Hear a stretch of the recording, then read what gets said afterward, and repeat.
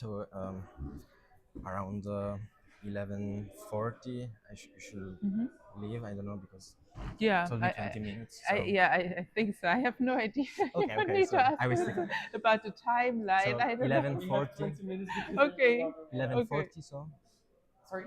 11. Until 10:40 is fine. Yeah. okay. Perfect. I don't know. I'm just sitting here. Okay. I never thought that I would get to that stage. You know. When you have back-to-back Yes. interviews. Yeah.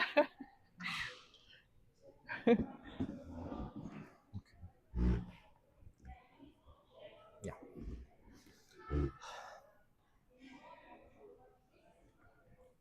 So I just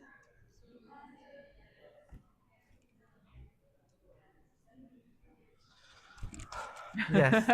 Hello.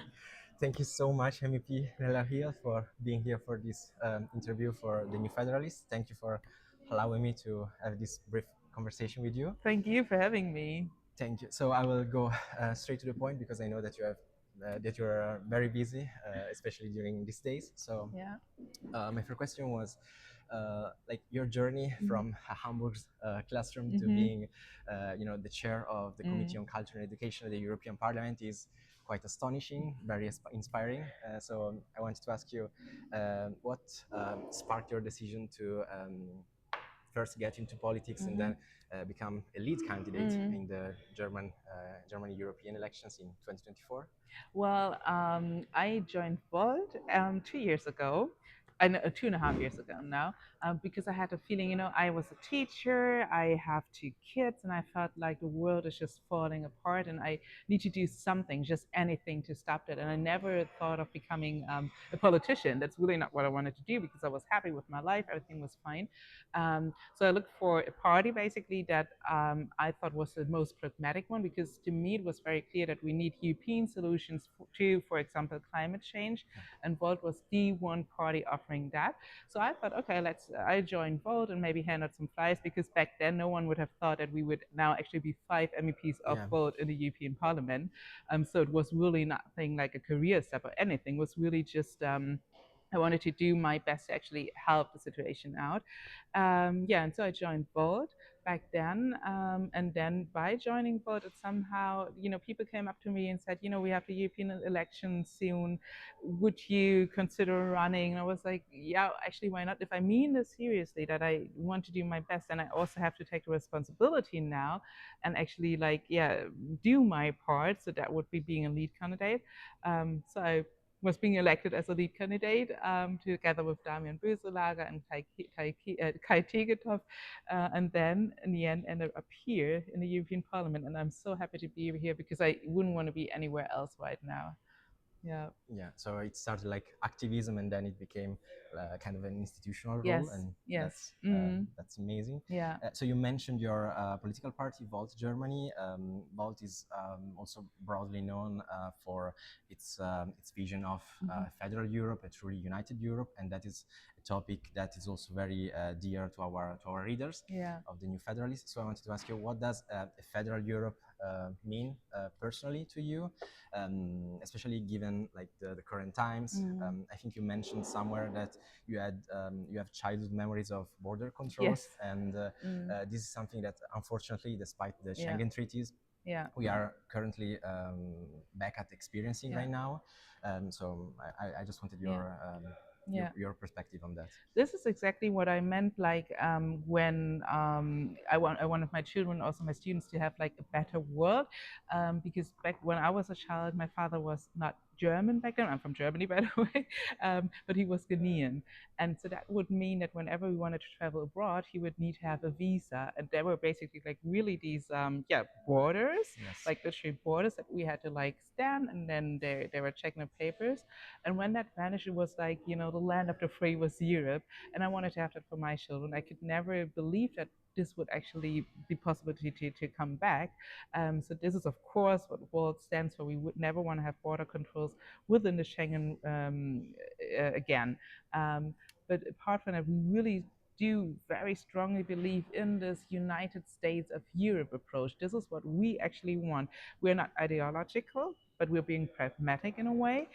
So we think, of course, we are absolutely that's nothing we can achieve tomorrow, but we will need reforms, which means like open the treaties, um, like reforms to then actually also challenge like the current challenges we have in common, because we actually believe if we're not working together, the national member states, they're too small. What can you do if you're only Germany? What can you do about the climate change yourself? We need to be working together, and of course we need treaty reform for that.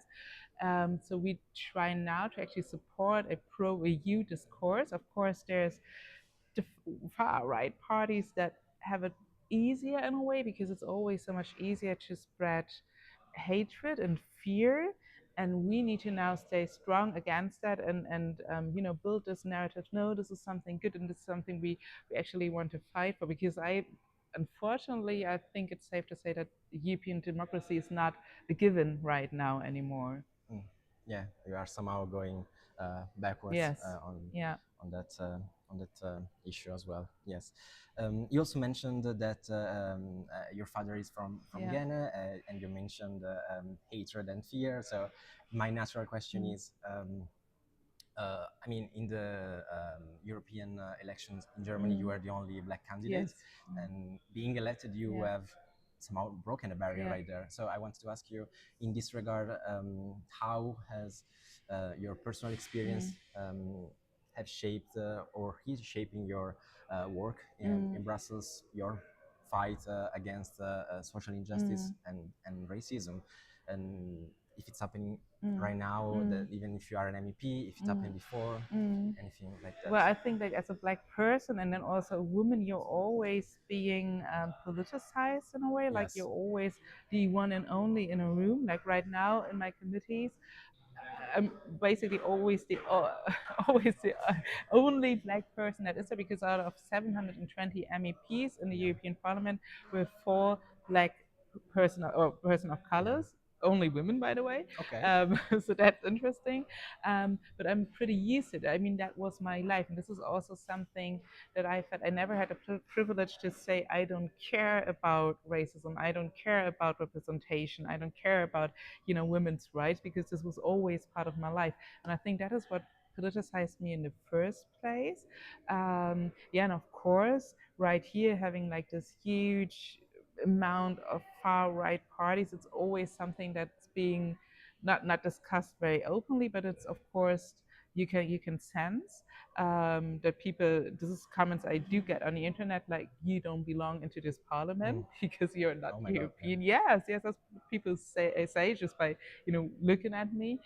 So this is something but again, it's something I'm very used to, unfortunately. And of course, this is not only me, but I'm saying this representing many persons of colors within the European Union. And that is why I think it's so important to bring this perspective here, because representation does matter, and it does not matter only within this aspect of anti-racism work, but also in every single other committee. There should be multiple perspectives in there, and not only just perspectives of white old men in navy suits, because that's not enough, right? yeah. Yeah. Okay, of course. So it really hits me when you said, me being a black woman, that's already a political statement Yes. somehow today, Yeah. because being a woman, being Yeah. black, often I am the only person Yeah. in the room, and that can also apply also for like generally women sometimes Yes. in Yeah. certain areas and contexts. So I Yes. wanted to ask you, because you have been very vocal about a feminist foreign policy Yes. and feminist foreign policy approach. So I wanted to ask you, what does that mean in practice, and why is it urgent for the EU? And like, for example, right now the High Representative of the Union for Foreign Affairs is Kaya Kallas, a woman. So I wanted to ask you, does she embody in a way this feminist foreign policy, or not quite? Just your personal opinion on Well, this. of course, it's a great first step always. I mean, in Germany, we had Annalena Baerbock Yeah. until this very Yes. year. So it's always good to like have representation in the first place. That's what I said. But of course, then there needs to come more after that, because what feminist foreign policy actually means, and not only having women in the place somehow being there as tokens. That's always the danger of it, I think. Okay. But then actually fulfilling a policy that is people centered and also somehow life friendly, I would say. Um, it's not just a foreign policy for women that's needed, that we need to understand that, but it's a foreign policy that prioritizes lives of people actually and puts human rights in the focus of foreign policy more than maybe trade, which I feel has been a tendency so far, like over the past 4 years. Um, you would always say like trade will solve everything, trade will have other countries being democratic after a while, and we can now actually see, for example, looking at Russia, that this didn't quite work out.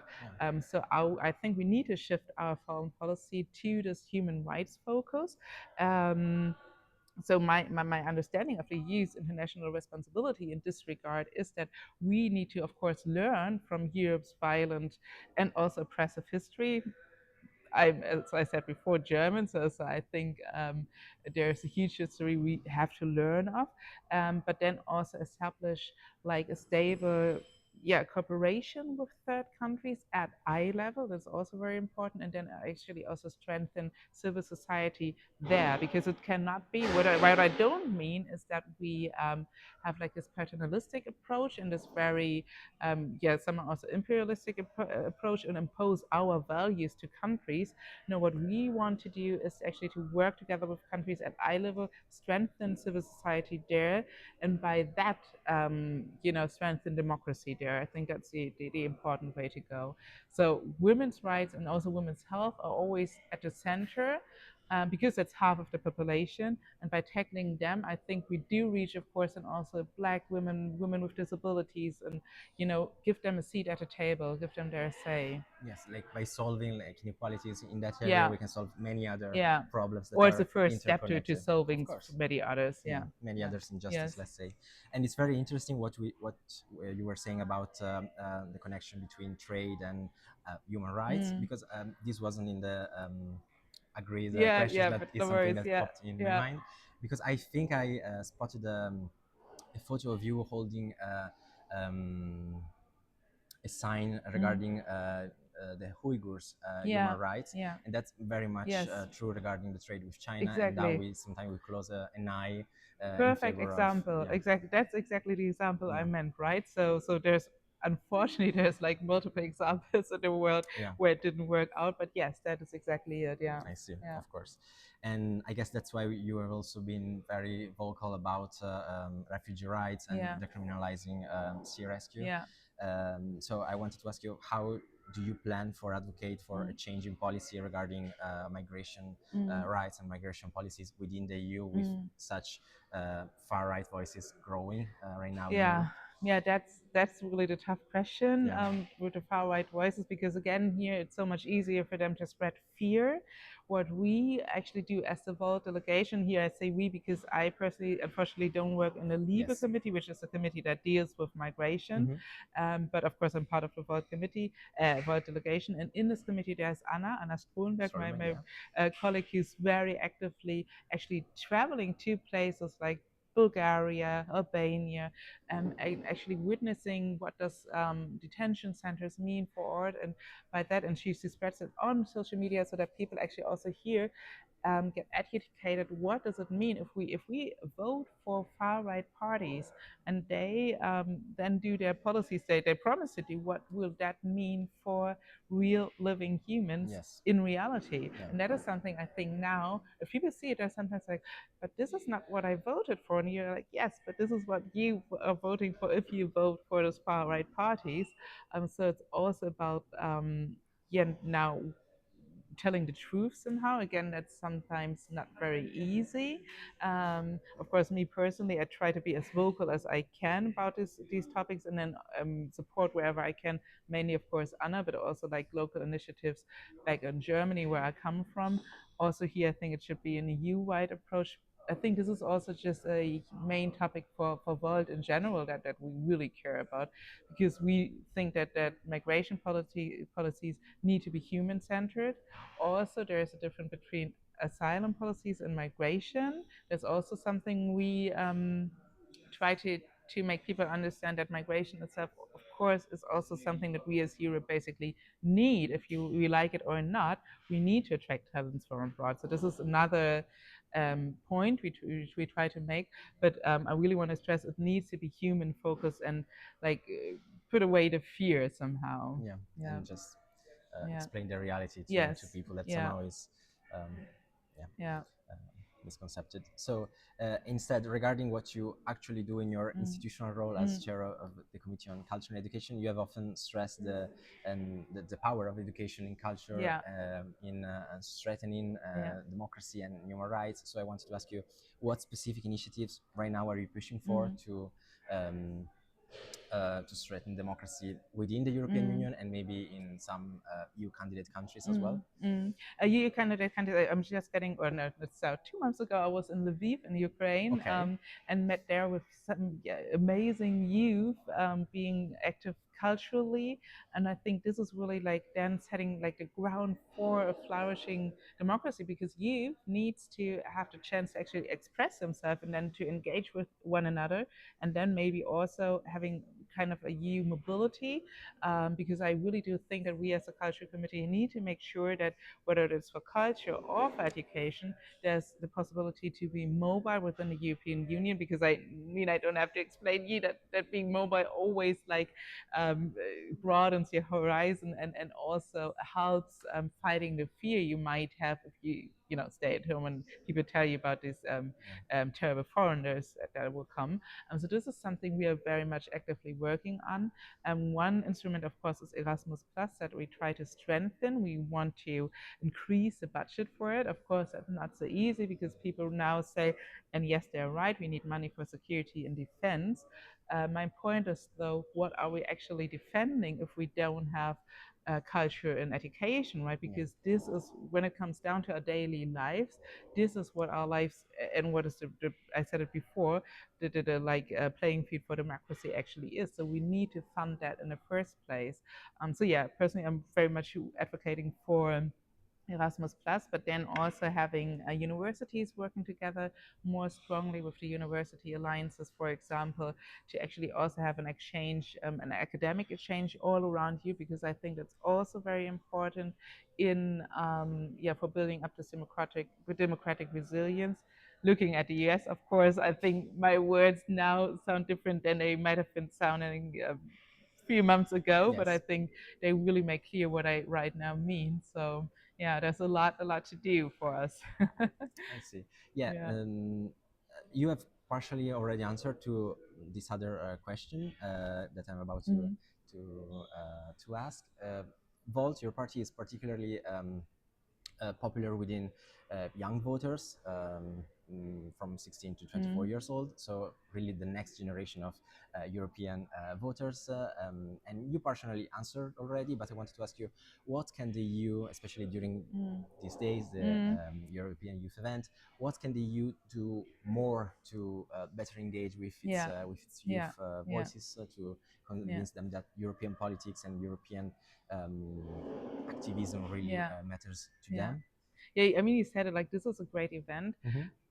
but it's only happening once every 2 years, 2 years, yeah. and it's of course a very limited amount of people. It's many people being here, but it's not the entire youth of the European Yeah. Union. So first of all, we would need to open the actual institutions, like the buildings themselves, more often up to youth. I think we should actually bring them here and make clear, because I talked to some people yesterday, and they were like, "Yeah, but I don't think this is for me. Like I could never work in it." I was like, why here? I don't know. There's, the doors are closed. I was, no, they're actually not. I mean, look at my history. So, Yeah. it's really open to you. So to spread the word and engage with you on a day-to-day basis, which also goes for the work in a committee. Like the CAL committee is very actively trying to have the youth perspective in every legislation process we have. This is something I want to establish, that we always apply this youth lens, and then by talking to youth, by engaging with youth organizations. And of course we do also have like panels of, or the opportunity for example, the European Youth Forum to once or twice a year actually come to our committee and speak to us, which is great.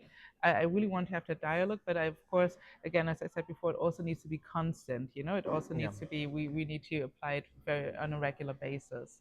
Yeah. Yeah. So still quite Yes. a road ahead. Yeah. Yeah. So we are almost at the end of Yeah. this interview. I wanted to ask one last question. I think you have cited Ruth Bader Ginsburg as one of your Yeah. role models. Yeah. I wanted to ask you, how does Why? her legacy inspire Yeah. you particularly, and if there are any other European figures that maybe do the same, that inspire your work in Brussels?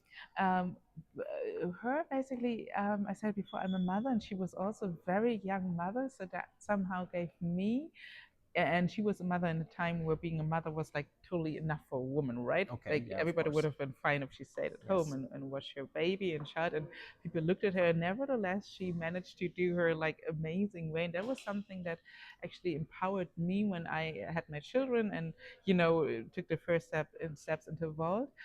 That I was like, I don't need to be, I will never be like a Ruth Bader Ginsburg myself. Of course, that's like, wow. But it was like, if she could do that, then maybe I have the power within my very limited resources to do something. And then I ended up here, which is bigger than It's I happened. thought. So The yeah, change yeah, that happened. Yeah. absolutely. Now looking for a European woman. I mean, there's lots of great names I could cite, but well, it's really hard to pick one. Um, it's too hard to decide. It's mm, I, well,